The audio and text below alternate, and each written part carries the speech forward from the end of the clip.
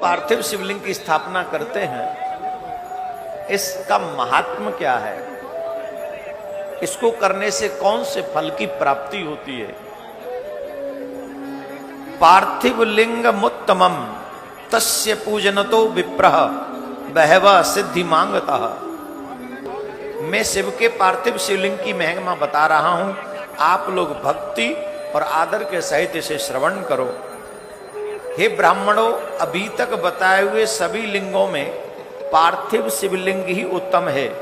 उनकी पूजा करने से अनेक भक्तों को अनेक सिद्धि की प्राप्ति हुई है।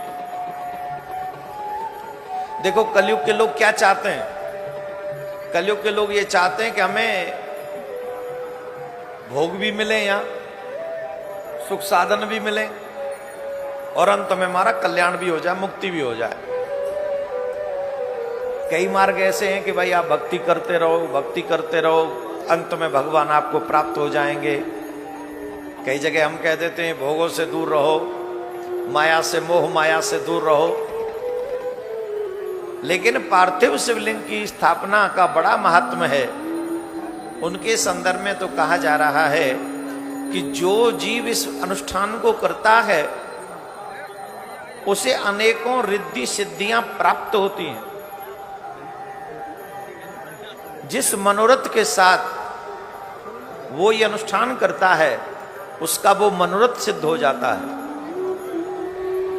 बड़ी से बड़ी रिद्धि सिद्धि उसे प्राप्त हो जाती हैं। अब कई बार बिलीव नहीं होता कि कैसे हमें रिद्धि सिद्धि प्राप्त हो जाएंगे। देखो शिव बड़े दयालु देवता हैं, बहुत दयालु देवता हैं। उनसे आप सहज में उनको प्रसन्न करके जो मांग लें वो सहज में उन्हें देने में बड़ा आनंद होता है। पार्थिव का मतलब है, देखिए एक बात तो सबसे पहले ये जानना परम आवश्यक है कि हमारे सनातन धर्म में जो कुछ भी बताया गया या कहा गया या बनाया गया, जो कुछ भी है वो ऋषियों के द्वारा संशोधित किया गया है। ऋषि मतलब रिसर्च करने वाले, जिन्होंने तीनों कालों का ज्ञान रखते हैं, भूत, वर्तमान और भविष्य।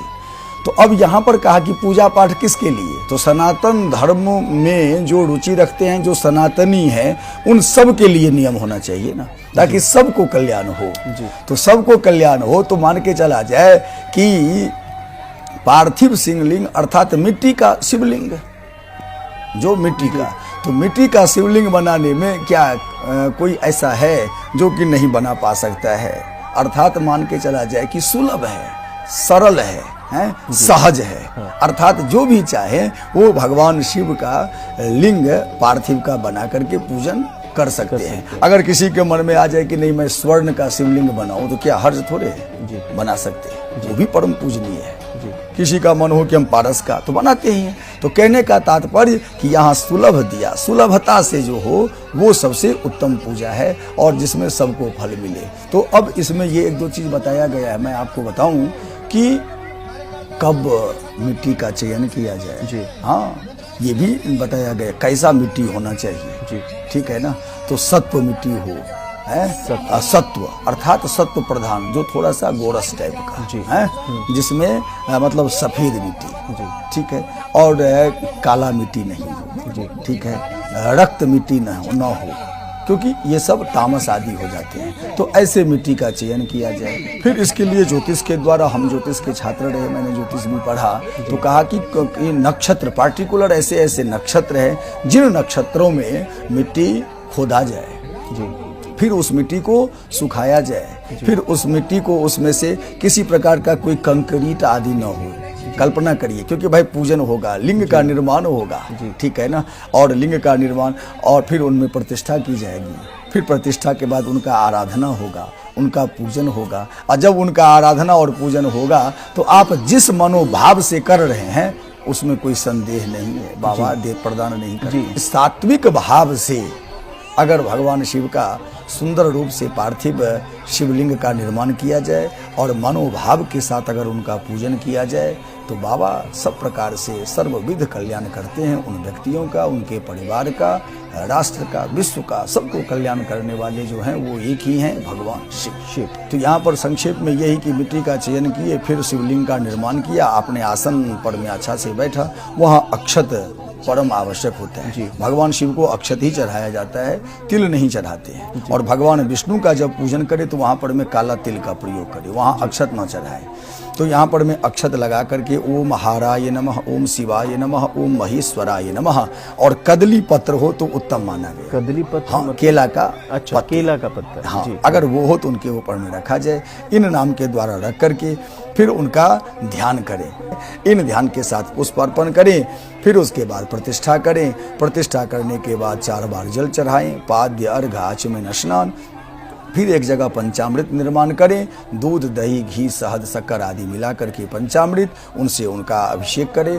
पंचामृत के बाद फिर चंदन आदि लगाएं, कुमकुम आदि लगाएं, अक्षत लगाएं, फूल की माला हो, बिल्वपत्र हो, दुर्वा हो, और भांग भी बाबा को बड़ा प्रिय है। जी। है पार्थिव शिवलिंग का जब पूजन हो तो भांग अगर पीस करके चढ़ाएं या भांग के पत्ते हो, हरी पत्ते हो तो वो भी चढ़ाए। फिर धतूरा आदि, देखिए ना कैसे कैसे चीज बाबा ले रहे हैं। जी। हैं, और वो सारा मतलब प्रकृति का भी शोधन है, व्यक्ति का भी शोधन है, सब प्रकार से। तो इनसे करके फिर धूप दीप सुंदर से दिखाया जाए। फिर नैवेद्य का भोग। अच्छा, भोग में कहा कि भोग कई प्रकार की है, लेकिन भगवान शिव के लिए जो पायस है, जी। खीर, वो सबसे प्रिय है। फिर ऋतु फल, जिस समय आप पूजन, जैसे अभी श्रावण के महीना में आम जो है वो सबसे प्रिय है, क्योंकि मिल भी रहा है सहजता से। फिर आम, फिर तांबुल, और अंतिम में दक्षिणा भी कहा गया है भगवान को। तो वो समर्पण है। समर्पण अर्थात अपने आप को समर्पण ही पूजा है। जी। तो